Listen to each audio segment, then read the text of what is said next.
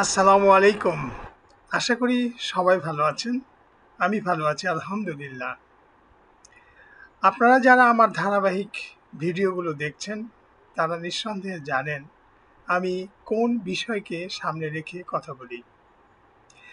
আমরা সুসন্তান বানানোর জন্য, সুনাগরিক বানানোর জন্য এবং একটি ভালো মানুষ বানানোর জন্য চেষ্টা করছি। কসমিক ক্রিয়েশনস চেষ্টা করছে একটি সুনাগরিক বানানোর জন্য।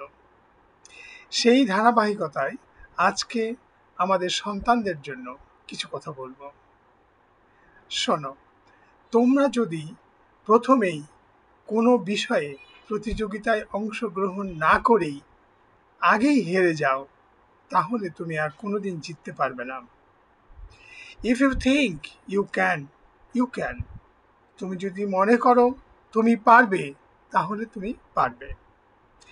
এর জন্য প্রয়োজন তোমার মাত্র কয়েকটি জিনিস। সর্বপ্রথম প্রয়োজন তোমার সদিচ্ছা। একটি কাজের জন্য তোমার সদিচ্ছার সর্বপ্রথম দরকার। দ্বিতীয় প্রয়োজন হচ্ছে তোমার আত্মবিশ্বাস। তোমার আত্মবিশ্বাস থাকতে হবে যে এই কাজটি তুমি করছো, তুমি এই স্বপ্ন নিয়ে এগুচ্ছ, তুমি সেটা অবশ্যই জয়ী হবে। তৃতীয় বিষয় হচ্ছে পরিশ্রম। তোমাকে কঠোর পরিশ্রম করতে হবে একটি স্বপ্ন বাস্তবায়নের জন্য, একটি সুন্দর আগামীর জন্য তোমাকে প্রচণ্ড কষ্ট করতে হবে। আর আরেকটি বিষয় হচ্ছে একাগ্রতা, অর্থাৎ লেগে থাকা।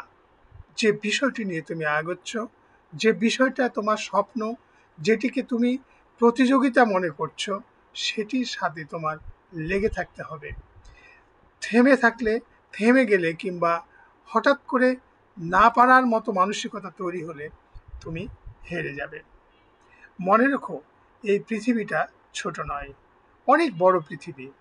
যতটুকু তুমি দেখছো সেটুকুই শেষ নয়। এই পৃথিবীর অনেক জায়গা তোমার জন্য পড়ে আছে, অনেক কিছু তোমার জন্য পড়ে আছে।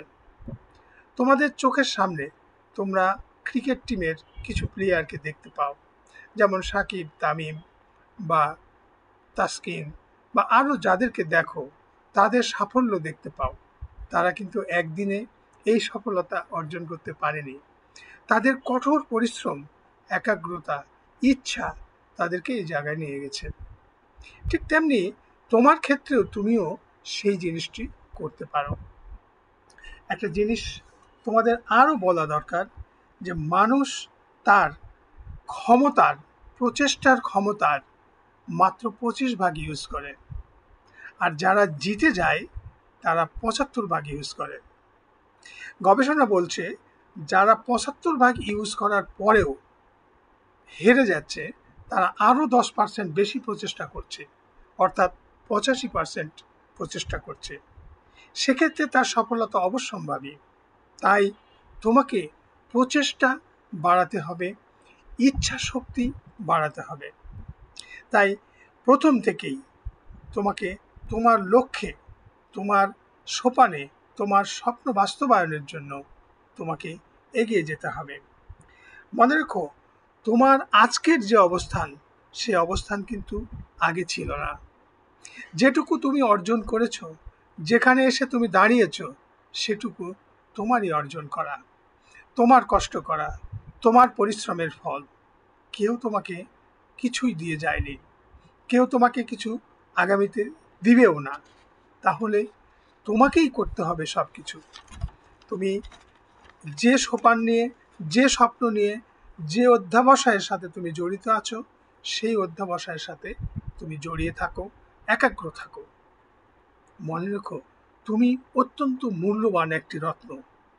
এই পৃথিবীতে আল্লাহ তাআলা তোমাদেরকে পাঠিয়েছে এক একজনকে এক একটা শক্তি দিয়ে। তুমি নিজের যত্ন করো, নিজেকে গুরুত্ব দাও, নিজেকে মূল্যবান মনে করো, শক্তিশালী মনে করো। আজ পারছো না, আগামীতে অবশ্যই পারবে। ও পারলে তুমিও পারবে। এই ধরনের একটা ইচ্ছা শক্তি, এই ধরনের একটি প্রতিযোগিতাময় একটি শক্তি তুমি মনের ভিতরে প্রতিষ্ঠা করে ফেলো। দেখবে তোমার সফলতা কেউ ঠেকাতে পারছে না। আজকের এই দিন থাকবে না তোমার। তুমি শুধু কষ্ট করো, পরিশ্রম করো, লেগে থাকো। তোমার সফলতা আসবেই। তাই আমার কথাগুলো তোমাদের কাছে মনে হবে হয়তো অনেক কঠিন, কিন্তু না, প্রত্যেক সফলতাই পরিশ্রমেরই ফল। তাই পরিশ্রম করো, লেগে থাকো, সদিচ্ছা তোমার থাকতে হবে যে আমি পারবো, আমাকে পারতেই হবে, সেরকম সোপান নিয়ে থাকো। মা বাবার প্রতি শ্রদ্ধাশীল থেকো, যত্ন নিও, তাহলে তোমার সব কিছু সহজ হয়ে যাবে। তুমি যদি শ্রদ্ধাশীল হও, সহনশীল হও, তোমাকে সবাই পছন্দ করবে। তোমার কাজের মধ্যে তোমার লেখাপড়া, তোমার কাজ, তোমার একাগ্রতা সব কিছুর মধ্যেই একটা সুন্দর শালীনতা বোধ থাকবে। তবেই তুমি সফল হবে, ইনশাল্লাহ হবেই। তোমাদেরকে ভালো মানুষ করে গড়ে তোলার ইচ্ছে পোষণ করছি। তোমরা ভালো হও, সুন্দর হও, প্রতিষ্ঠিত হও, এই দেশকে সুন্দরভাবে গড়ে তোলো। আজকে এই পর্যন্তই। আশা করি আমার ভিডিও তোমাদের ভালো লেগেছে।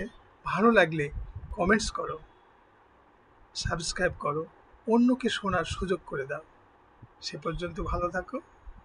আসসালামু আলাইকুম।